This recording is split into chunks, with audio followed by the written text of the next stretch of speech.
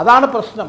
ഞങ്ങളെ സംബന്ധിച്ചിടത്തോളം ഞങ്ങൾക്ക് തകർച്ചകൾ, ഞങ്ങൾക്ക് പരാജയങ്ങൾ പറ്റിയിട്ടുണ്ട്, പരിമിതികൾ ഉണ്ടായിട്ടുണ്ട് എന്നൊന്നും ഞാൻ നിഷേധിക്കില്ല. പക്ഷേ പരിമിതികൾ നിങ്ങൾ എങ്ങനെ പരിഹരിച്ചിരിക്കുന്നു, അതിൽ എത്രത്തോളം പഠിച്ചിരിക്കുന്നു, എത്രത്തോളം നടപടികൾ എടുത്തിരിക്കുന്നു എന്നത് പ്രധാനം തന്നെയല്ലേ?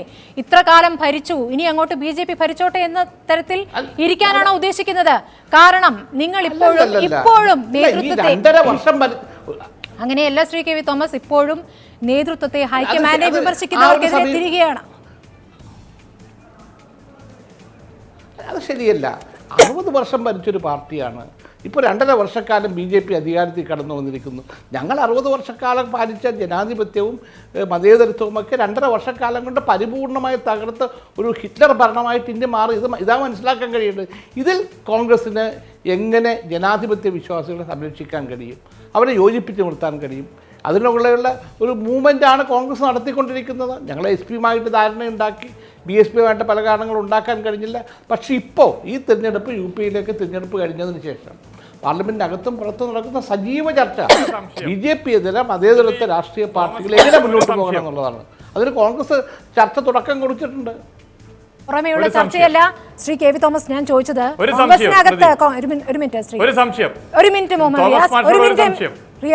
മിനിറ്റ് ഞാൻ ചോദിച്ചത് ഹൈക്കമാൻഡിനെ വിമർശിച്ച ദിഗ്വിജയ് സിംഗ്, മണിശങ്കർ അയ്യർ, ഇവരെയൊക്കെ തിരിച്ച് വിമർശിക്കുക എന്നതിലപ്പുറം അവർ പറഞ്ഞ കാര്യങ്ങൾ എത്രത്തോളം ഹൈക്കമാൻഡ് എടുക്കുന്നുണ്ട്, രാഹുൽ ഗാന്ധി എടുക്കുന്നുണ്ട്, വേണ്ട സമയത്ത് തീരുമാനമെടുക്കുന്നില്ല എന്നുള്ളത് കോൺഗ്രസിനെ പറ്റി പറയുന്ന ഒരു യാഥാർത്ഥ്യമാണ്. ഇപ്പോൾ നടക്കുന്ന കാര്യം തന്നെയാണ്. ഇതിപ്പോൾ തുടങ്ങിയതല്ല. 2014 പരാജയത്തിന് ശേഷം ഒരു ആന്റണി സമിതി ഉണ്ടാക്കിയല്ലോ. ആന്റണി കൃത്യമായി 2015 ഒരു റിപ്പോർട്ട് കൊടുത്തു, കോൺഗ്രസിൽ അഴിച്ചുപണി വേണമെന്നുള്ളത്. എന്തുണ്ടായി ഇപ്പോൾ? ഏത് തരത്തിൽ മാറ്റങ്ങളുണ്ടായി? AICC സമ്മേളനം, തിരഞ്ഞെടുപ്പ്, പുനഃസംഘടന എല്ലാം പെൻഡിങ്ങിലാണ്. നിങ്ങൾ എന്ത് തരത്തിലുള്ള മാറ്റമാണ്, എന്ത് തരത്തിലുള്ള പുനഃപരിശോധനയാണ് നടത്തിയിട്ടുള്ളത്? ദിഗ്വിജയ് സിംഗ് ഉൾപ്പെടെയുള്ള ആളുകൾക്ക് ശക്തമായി വിമർശിക്കാൻ കഴിഞ്ഞു നേതൃത്വത്തെ എന്നുള്ളത് തന്നെയല്ലേ കോൺഗ്രസിൻ്റെ ജനാധിപത്യ സ്വഭാവം. ഇത് ഇന്നലെ തുടങ്ങിയതല്ലല്ലോ. പലപ്പോഴും ഇത്തരം കോൺഗ്രസിന് പാളിച്ച പറ്റിയില്ല എന്ന് പറയാനൊക്കത്തില്ല. ആ പാളിച്ചകൾ തിരുത്താനുള്ള ആത്മാർത്ഥമായ സമീപനം ഞങ്ങൾ നടത്തിക്കൊണ്ടിരിക്കുകയാണ്. ഞങ്ങൾ മറ്റു രാഷ്ട്രീയ പ്രസ്ഥാനങ്ങളുമായി സംസാരിച്ചുകൊണ്ട് പാർലമെൻറ്റിനകത്ത് ഈ ദിവസങ്ങൾ നടക്കുന്ന ചർച്ചകളെല്ലാം ജനാധിപത്യ വിശ്വാസികളുടെ, മതേതരത്വ വിശ്വാസികളെ യോജിപ്പിക്കുന്ന ചർച്ചയാണ്.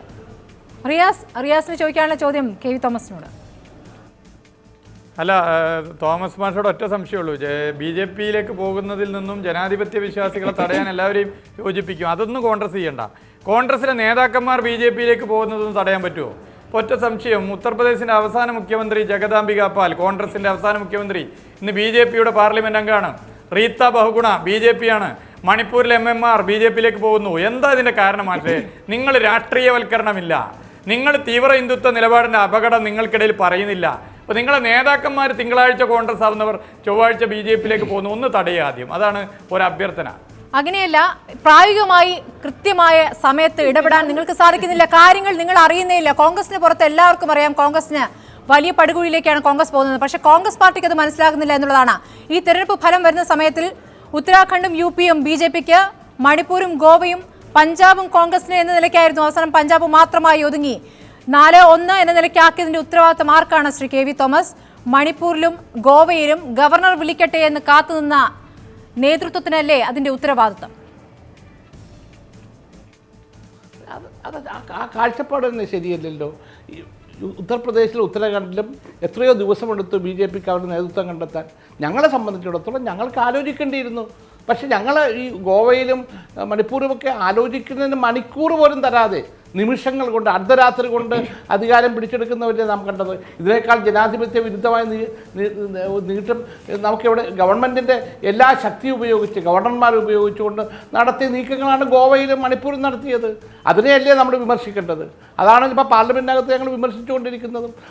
കോൺഗ്രസ് പരിപൂർണമായി അതിൻ്റെ പ്രവർത്തനങ്ങൾ വിജയിച്ചു എന്ന് ഞാൻ പറയുന്നില്ല.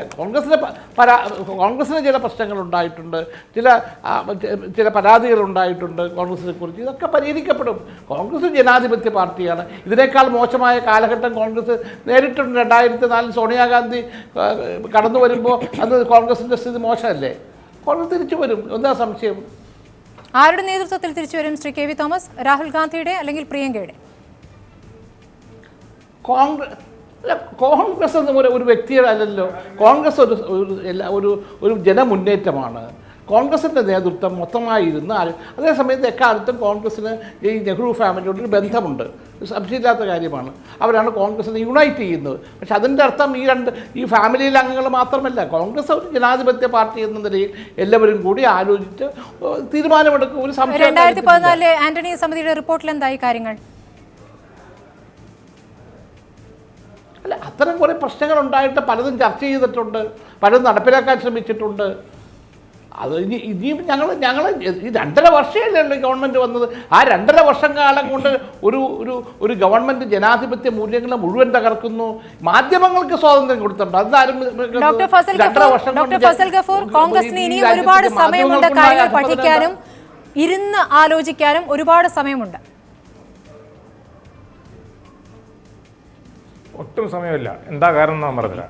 അതിശക്തരായിട്ടുള്ള ഭാരതീയ ജനതാ പാർട്ടിയുടെ മുഖ്യമന്ത്രിമാർ ഭരിക്കുന്നു. മധ്യപ്രദേശിൽ ശിവരാജ് ചൗഹാൻ, വസുന്ധര രാജെ, ദേവേന്ദ്ര ഫട്നാവിസ്, ഒരു സ്ഥലത്ത് ഓഫ് കോഴ്സ് ഡയറക്റ്റ്ലി നരേന്ദ്രമോദിയുടെ ഗുജറാത്ത്. ഇവർക്കെതിരായിട്ട് പ്രബലമായിട്ടുള്ള ലോക്കൽ നേതൃത്വത്തെ ഇവർ വളർത്താൻ ശ്രമിക്കുന്നില്ല.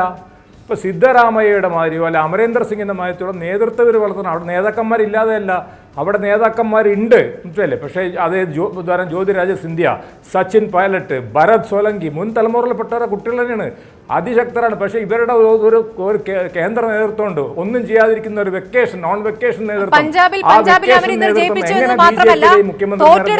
തോറ്റെടുത്തെല്ലാം ഉത്തരവാദിത്തം നേതൃത്വം ഏറ്റെടുക്കുന്നുമില്ല. അവിടെയൊക്കെ രാഹുൽ ഗാന്ധി പറഞ്ഞിരിക്കുന്ന അവിടുത്തെ പ്രാദേശിക നേതൃത്വമാണ് ചുക്കാൻ പിടിച്ചതെന്നാണ്. അവിടുത്തെ റാലിയിൽ പോയതും പ്രസംഗിച്ചതൊന്നും വിഷയമല്ല.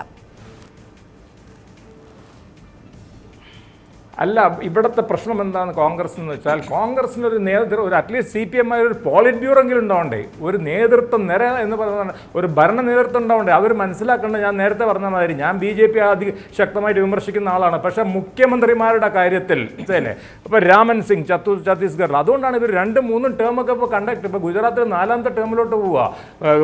ചിലപ്പോൾ ഓരോ ഘട്ടത്തിലും എന്തൊക്കെയാകണം അജണ്ട, എങ്ങനെ വേണം പ്രചാരണം, എങ്ങനെ വേണം വോട്ട് പിടിക്കൽ എന്നത് കോൺഗ്രസും BJPയെ കണ്ടു പഠിക്കേണ്ടതാണ്. അത് ആ രീതിയിൽ നടപ്പാക്കിയില്ലെങ്കിലും അതിൽ നിന്ന് മനസ്സിലാക്കലെങ്കിലും കോൺഗ്രസിന് ഉണ്ടാകേണ്ടതാണ്. ഇടവേളയ്ക്ക് ശേഷം മടങ്ങിയെത്താം.